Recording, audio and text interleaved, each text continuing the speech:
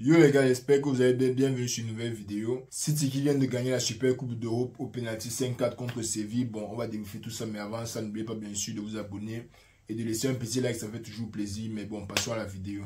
Bon, City qui vient de gagner la Super Coupe d'Europe, vous ne savez certainement pas vu que le Real n'a pas joué, mais c'est pas grave. On est ici pour débriefer tout ça. Je vais vous raconter l'histoire de ce match. Je ne pense pas que c'était le match le plus intéressant que j'ai eu à regarder, mais j'ai quand même eu l'opportunité de voir plein de choses.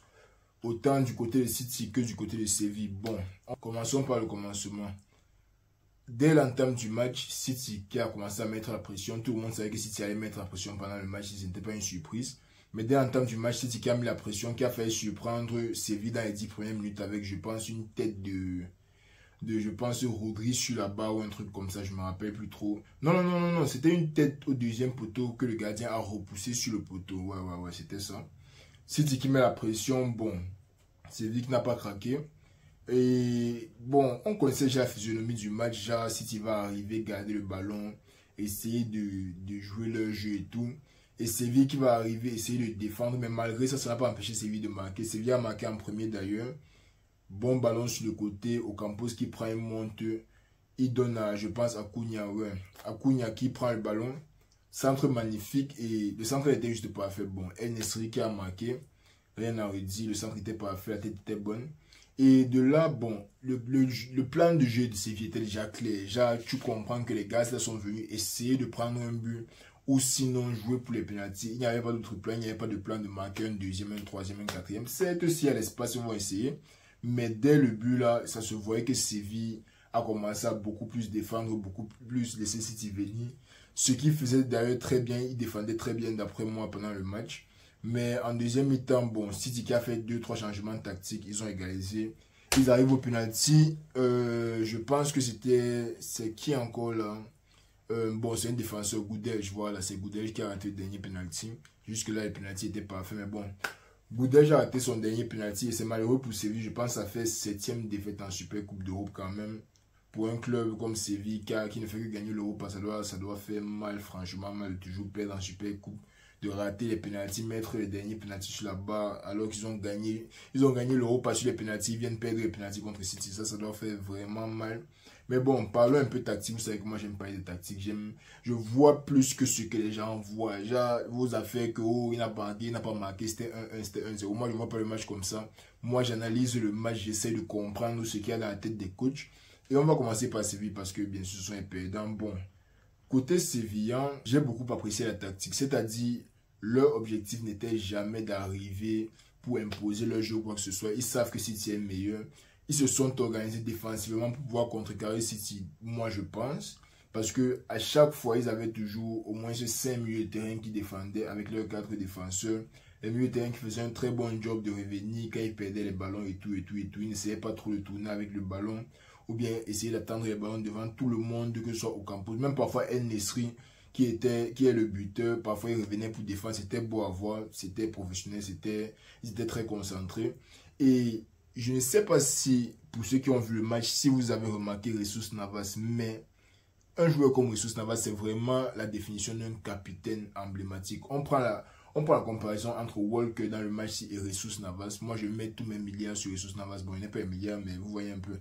Je mets tous mes milliards sur Jesus Navas parce que le match que le gars nous sort, rappelons-nous déjà que City a Haaland devant, donc c'est pas évident de défendre contre le gars là. On sait qu'on doit toujours le suivre à 2 ou à 3, c'est compliqué. Si je n'ai pas un joueur comme Rudiger, c'est compliqué de gérer Haaland. Donc, Séville qui devait non seulement rester concentré sur Haaland, mais aussi sur les Grealish et tout ça. Et qu'est-ce qui se passait? Ce qui se passait, c'est que Jesus Navas restait assez proche de son défenseur central pour aider, pour laisser le défenseur central là monter un peu plus sur Haaland. Mais dès que bon se jouait sur le côté, il fallait voir comment le défenseur là qui est un peu sur Haaland, il revient un peu. Jesus Navas qui part parce que lui aussi il a confiance en sa faculté à 1v1 contre Grealish. Il a confiance en lui-même, ce qui était beau à voir. Il laissait Grealish avoir les ballons. Bon, Grealish a eu 3-4 frappes. Rien de très dangereux. Je pense que c'est le gardien qui a rendu certaines frappes plus dangereuses que prévu. Mais à part ça, je pense que Jesus Navas a très bien fait son travail. Il a eu 2-3 sauvetages très importants qui auraient dû être des buts. Donc, moi, je voulais vraiment souligner que Jesus Navas a joué un très beau match aujourd'hui. Bon, à part lui, la formation sévillane, moi, je n'ai rien à redire. Ils se sont fait avoir, je pense, sur un changement de tactique de City. Parce que En première mi-temps, côté City, ils ont mis leur même formation qu'on connaît, sauf que c'était Walker. Enfin, il y avait 3 défenseurs, dont Walker. Devant eux deux, il y avait Rodri et Akanji, pas Stones. Je ne sais pas pourquoi Stones, peut-être que Stones n'est plus là, moi je ne sais pas. Je ne suis pas les actus de City, mais il y avait Rodri et Akanji. Devant eux deux, il y avait Grealish, Kovacic, Foden et c'est encore qui l'a, Cole Palmer. Et devant, il y avait Harry Kane. Devant, il y avait Haaland. Bon, la formation de City ici, on a vu comment ça a marché l'année passée, on a vu comment ça a marché contre le Real, on a vu comment ils ont dominé le football durant tout ce temps-là, machin. Mais dans le match, par exemple, je ne pense juste pas qu'ils sont partis. Jacques Guardiola a commencé avec la bonne combinaison de joueurs. Peut-être parce que les gars étaient blessés, peut-être à cause de ceci, peut-être à cause de cela. Laissons même le cas de mettre Phil Foden là où De Bruyne joue souvent. Ça, c'est une chose. Mais dès lors que moi, en tant que fan du Real, dès lors que moi je vois Kovacic dans un poste comme celui de Gundogan, moi je comprends qu'il y a un problème dans l'équipe. Et ça se voyait même parce que Kovacic n'est pas à l'aise quand il est trop proche de la défense adverse. Non, ce n'est pas déjà de joueur là. Kovacic, c'est déjà de joueur milieu central qui va te récupérer un ballon ou bien prendre la passe de la défense, dribbler un peut-être ou bien remonter le ballon sur 15 mètres, donner la bonne passe maintenant au De Bruyne là ou bien au Bernardo Silva là qui est devant, qui peut facilement trouver la dernière passe pour donner à Haaland. Donc moi je pense juste que Kovacic n'était pas bien placé. Je pense que là où il était, le rôle qu'il devait jouer, il était un peu perdu. Surtout le fait qu'il ne puisse pas jouer le ballon si vite que ça, qu'il n'ait pas ses repères aussi rapidement que d'autres joueurs. Parce que Kovacic c'est un peu un Modric. Moi je pense que Guardiola aurait peut-être dû enlever Akanji et mettre Kovacic à la place d'Akanji pour qu'il puisse un peu plus monter avec le ballon et ouvrir le jeu. Parce que Kovacic, c'est ça qu'il fait. Il ouvre le jeu. Il n'est pas le genre de joueur qui va te donner la dernière passe. Genre, si tu me donnes, je te donne directement ici on frappe. Non, je ne pense pas que Kovacic ait le profil là. Je pense que ce soit le genre de joueur vraiment à qui on doit donner le ballon et lui donner le temps de progresser avec le ballon. Donc ça déjà, c'était un problème. Deuxième problème, Phil Foden.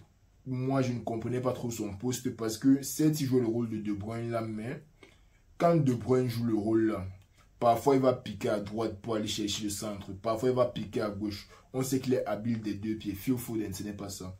Si tu mets Phil Foden côté droit, tu mets Cole Palmer côté droit, ce qui va se passer, c'est que les deux joueurs auront tendance à fendre vers l'intérieur, toujours à essayer de faire la même passe ou bien à essayer de jouer le même jeu, ce qui ne donnait, mais ça ne donnait absolument pas en première mi-temps. Certes, si tu avais les ballons, je ne sais pas pourquoi il fait que...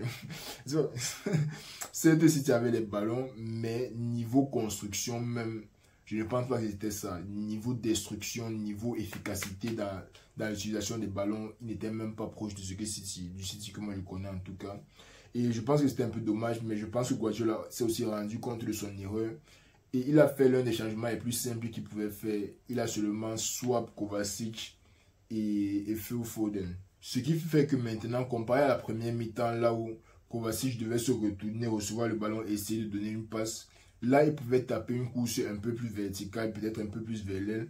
On lui donne le ballon et il essaie de centrer directement. Bon, certes, ça n'a pas marché, mais c'est quand même à travers ça qu'ils ont eu leur but. C'est à travers le fait de ramener les joueurs sur les côtés, essayer de centrer les ballons et un peu plus ramener aussi les deux ailiers, la Grealish et Cole Palmer, essayer de les faire un peu plus rentrer parce que j'ai remarqué aussi que Palmer était un peu trop excentré. Et de l'autre côté, quand tu vois Palmer à droite, à gauche, tu vois Grealish, mais derrière Grealish, il y a Guardiola. Et moi, je ne comprenais pas ça. Sans compter encore le fait que Akanji était mieux de terrain. Quand je vois Akanji, je sais que Guardiola c'est un génie. J'ai déjà accepté son talent. J'ai léché ses bottes, il sera fatigué. J'ai dit oui, c'est toi le papa. Mais quand tu décides de mettre Akanji au milieu de terrain, je ne sais pas à quoi le gars s'attendait. Mais je pense qu'à la mi-temps, il s'est rendu compte effectivement que c'était une erreur. Il a ramené Akanji en défense. Walker qui était un peu plus offensif, mais plus sur le côté. Ce qui donnait aussi le temps à Cole Palmer d'entrer un peu plus. Il a, bon, centre de Rodri, il a eu son but. Tout va bien et à partir de là, on comprend déjà que le plan de jeu de Séville, ça va même commencer depuis la 25e minute, mais maintenant c'est là qu'il faut tripler d'énergie. Genre c'est maintenant alors qu'il faut tout boucler, il faut tout barrer. Les gars là ne blaguaient plus, ils n'attaquaient même plus. Et côté Séville aussi, j'ai quand même beaucoup apprécié le professionnalisme parce que il y a certaines petites équipes qui arrivent et ça qui n'ont aucun espoir contre City. On les massacre, même s'ils défendent comment. Il y a des équipes comme Séville qui ne sont pas petites, mais ne sont pas aussi les plus grandes équipes d'Europe. Ils sont quand même champions de l'Europe, mais Ils ne sont pas la plus grande équipe d'Europe. Ils savent que City va les dominer. Ils savent que c'est même pas à eux de faire le jeu.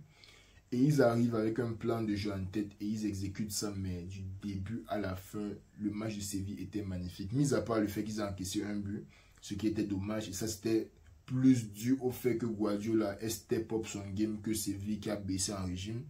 Mais à part ça, Séville qui est arrivé dans le match s'est concentré. Ils savaient que leur jeu, c'était les centres-têtes. Ils n'allaient pas avoir beaucoup de balles. À la 25e minute, les gars, ce n'avaient même pas encore s'en passer. C'est à ce point-là que les gars avaient accepté leur rôle d'être dominés dans le match. Ils ont accepté. Ils ont dit que oui, venez avec le ballon, on va défendre, faire notre maximum.